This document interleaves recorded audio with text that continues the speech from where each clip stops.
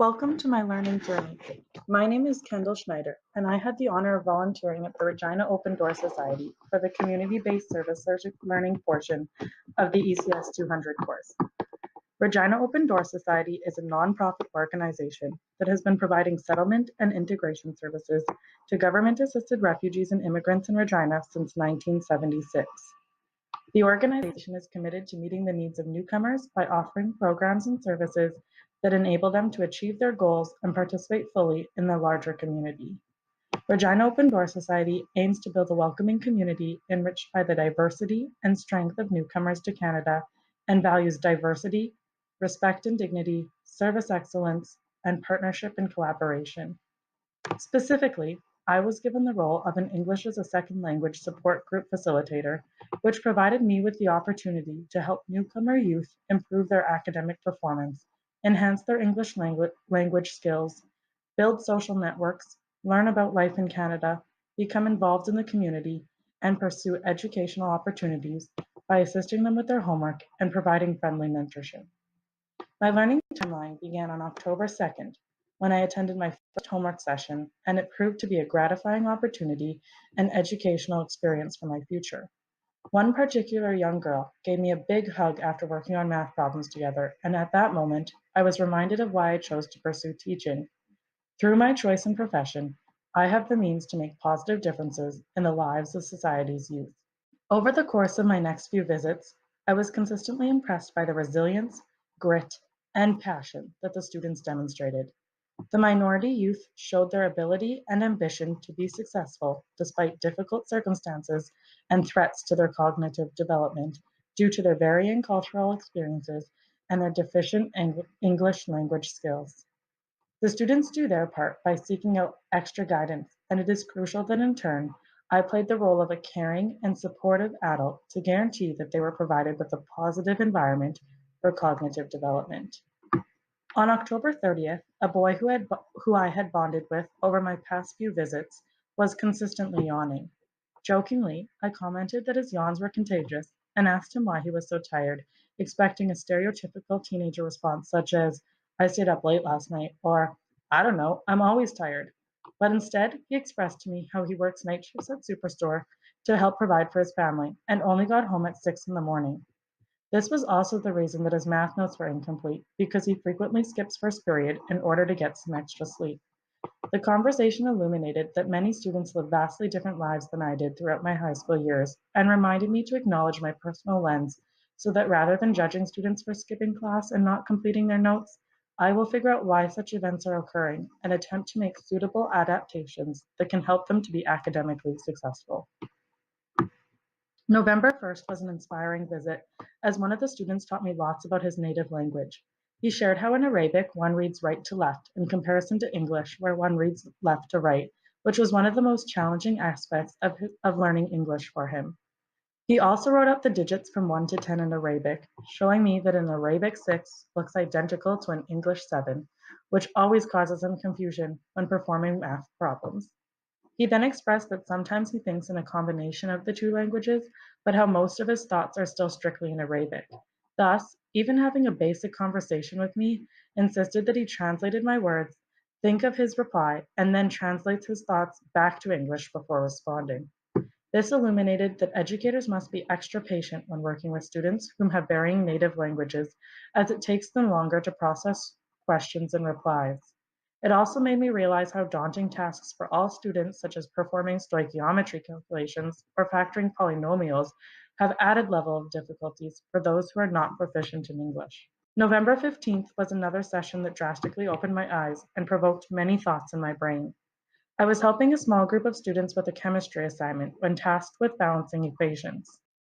After going over a few examples, I noticed that several of the students still appeared puzzled, and it dawned on me that it was because they didn't know how to multiply and were confused when I used the word times in place of multiplication.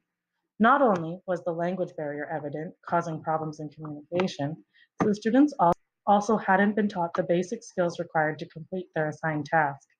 This demonstrated the importance of the skills taught in elementary schools and how it is vital that teachers are aware of their students' prior knowledge and are accommodating of students at various stages in their classrooms. It also made me think about inclusive classrooms and how I am very supportive of diversity within classrooms. However, I believe that students who are not at the appropriate grade level inhibit teachers to meet their required curriculum goals because they require extra support with review topics. My time spent at Regina Open Door Society was inspiring and challenged my educational perspective as I was exposed to diversity among education and students. Initially, I was hesitant about the practical component of this course not occurring in a classroom setting and how volunteering with a community organization would provide me with valuable experience for my future teaching. Fortunately, the advantages became clear almost instantly. Whenever meeting new students, I was curious to know how many years they had been in Canada and was always thoroughly impressed to find out that this averaged between 2 and 4 years because many of them had fluent spoken English skills. Their stories regarding how they learned English varied, but it remained constant that they were able to learn brand new concepts with the guidance of educators. This demonstrated to me the importance of education because it allows teachers to influence who their students become as members of our community.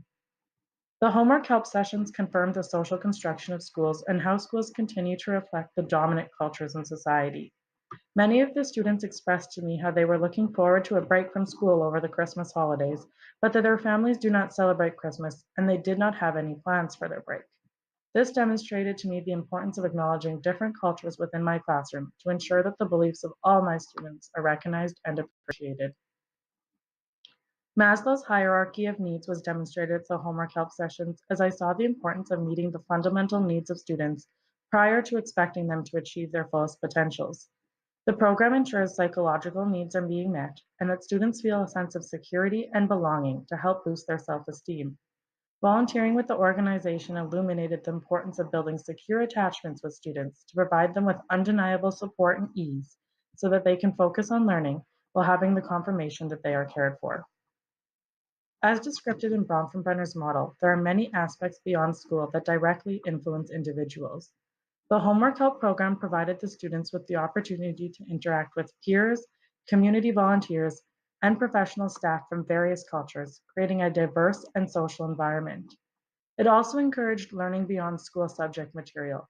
I loved engaging the students with foreign concepts to them regarding Canada, such as my farming experiences, and watching their faces beam. This illuminated that as an educator, it is crucial that I'm a mentor for my students and involve them in learning outside the course content.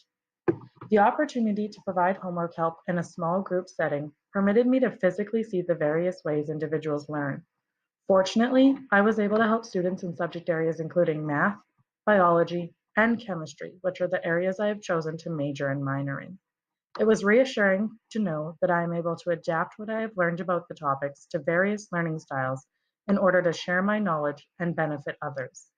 I worked alongside some students who preferred to visually watch me solve problems before attempting similar ones on their own, and other students who firstly wanted to try by themselves and then go over their work together.